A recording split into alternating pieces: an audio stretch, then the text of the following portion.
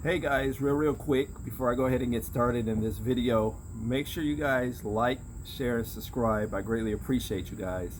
I definitely see my subscriptions going up here on YouTube.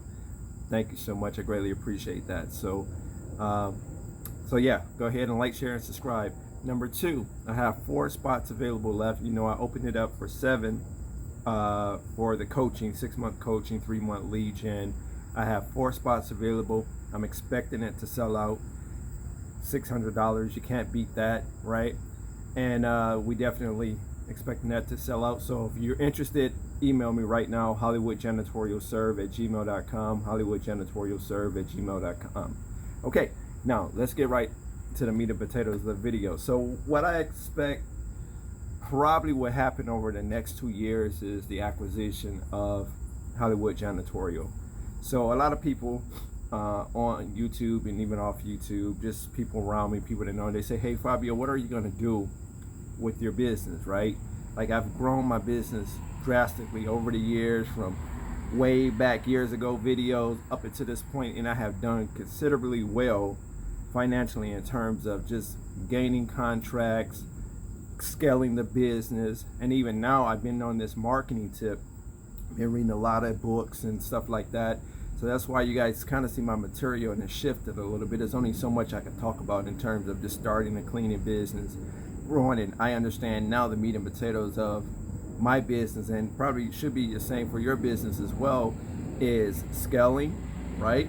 Growing and maintaining your clients and maintaining your employees, right? Because that's the, maintaining employees is really a big part of it. A lot of people don't talk about that, but whether it's your subcontractors or employees, maintaining those two, either or, is a big part of your growth, your scaling, you know, because it allow you to, you know, play around with different marketing campaigns and do a lot of different things, even pivot for those that's generating a significant amount of revenue or money, and allow you to pivot.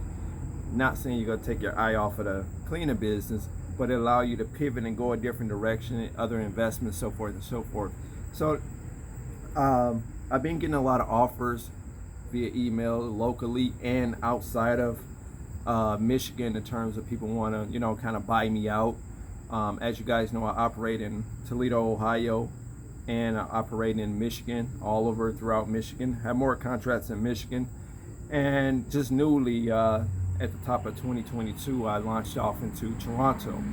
So if you guys start your cleaning business, you definitely want to have an exit strategy, I would suggest, right? Because I mean, that could take you to new heights, you know. If you don't have an exit strategy and you the type, you say, well, I want to pass it down to my kids, you want to definitely build that foundation and build that structure. Okay, so keep that in mind as you guys scale. There's some people that's watching me. I think the vast amount of people that watch me is probably just starting out, or they're in the middle somewhere.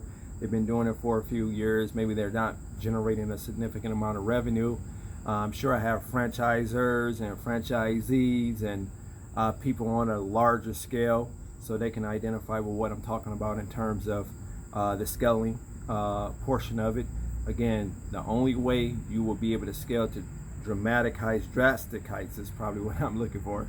To drastic heights is having systems in place, okay, maintaining your current clients while building with bigger clients, and maintaining your subcontractors and employees, okay?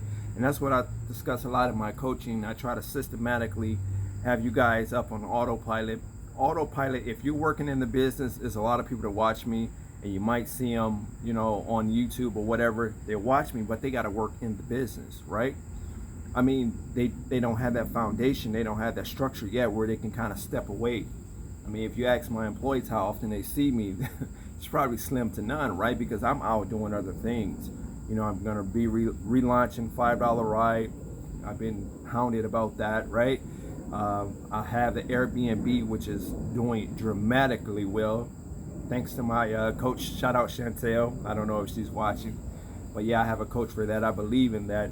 Why make the mistakes where it's somebody that come before me that know more than me about this particular topic? So I'm paying her monthly to coach me on the Airbnbs, and she's just fantastic. So shout out again, once again, to Chantel.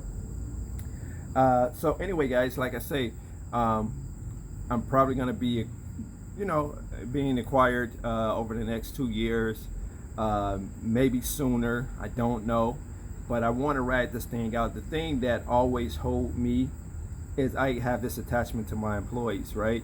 So this being said, I want to put myself in a great situation, but I also want my employees to be in a great situation. I want them to be in a great situation. I don't want to be acquired and then a company come in with their new team, which is okay, but I don't want people to lose jobs behind my acquisition, right? So, that's a lot of contingencies. For you guys that know, I had contracts in Georgia and contracts in VA, Portsmouth and Virginia Beach. And I sold those contracts separate from my company. So I just sold them as a package deal, right? So they didn't buy the company. I just sold those contracts in those specific areas. But it's some contingencies that I had in place when that transaction took place. Is you can't fire my employees. I don't want the employees to be fired. Now, if they walk away, then that's cool. That's another thing. But to fire them, I didn't want anybody to lose their job behind my acquisition or behind my selling of that particular situation. Okay, so this again is the same thing. I don't want my employees, I love my employees, so you kind of get attached to them. I don't like to I call them team associates or cleaning associates. I don't really like to call them employees, but for the sake of the video, I'm calling them employees. But yeah, I look at it as a family affair, right? Because I understand without them, there's no me. Literally, I know it sounds cliche, but it really is no me. To this extent where I'm able to do what I want to do when I want to do it, or pivot off into different areas. So again, guys, think about an exit strategy as you grow your company, even in your startup phase. Have a goal. Say, I want to take this business to $1 million, or whatever the case is, right? Have a goal, and just think about where you see your company going in the next 5 to 10 years. Right? Do you feel like you're going to be acquired? Do you feel like obviously you're going to sell? You're going to pass it down to your kids, or whatever. You're going to just keep it for the long term. So you want to definitely think about that early on as you grow your business. Now, if you're already been doing this for quite some time, I probably don't have to tell you. Probably already thought about this and have an idea where you plan on going with your business. So this is just a video that I wanted to come with, guys. Wasn't meant to be a very, very long video, but like I say, I'm probably going to be selling Hollywood Janitorial over the next 2 years. I got a lot of great ideas. I'm expecting a non-compete behind that. Usually when you being acquired or you're a buyout, usually it's going to come with a non-compete for at least maybe 2 or 3 years. Generally tops is, I guess, depending on the industry, it's generally about 2 to 3 years. So I'm expecting that, but I got a lot of great things going on. Will I probably still do cleaning? Probably, if I'm being honest, because I know what I know. It would be nothing for me to sell and then rebuild the same system. Like this, I know what I know, right? So it would be nothing for me to do that. But yeah, I'm having a lot of fun with the coaching and helping my people take their business to the next level. So I might do more of that. I got an idea that I was thinking about doing in terms of actually traveling, being like a traveling consultant slash mentor coach, and kind of going into your business and showing you how to systematically do it. Because sometimes by phone or by FaceTime, sometimes you can only get so far. But if I can go physically and show you, now that's going to come behind a pretty big price tag for me to do that. But I was thinking about taking the coaching to a whole different level. Is basically what I'm saying. But that's gonna wrap it up for now, guys. So the whole gist of this video is for you to be thinking of the long term for your business, whether you're gonna be acquired or whether you're gonna just have proposals out to sell business, or whether you're gonna keep it long term or whatever. Think about that. But if you're just starting out right now, you should just be thinking about building systems, right? Putting systems in place that work cohesively together to build your organization and build your business. That's where you should be really thinking about if you're just starting out.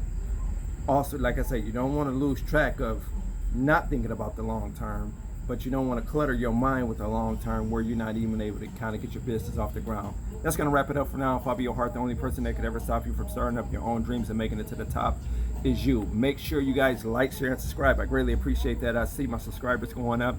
If you need coaching, Hollywood Janitorial Serve. Serve is SERV at gmail.com. I got 4 spots left. Make sure you get one of them. Only $600. Can't beat it with a bat.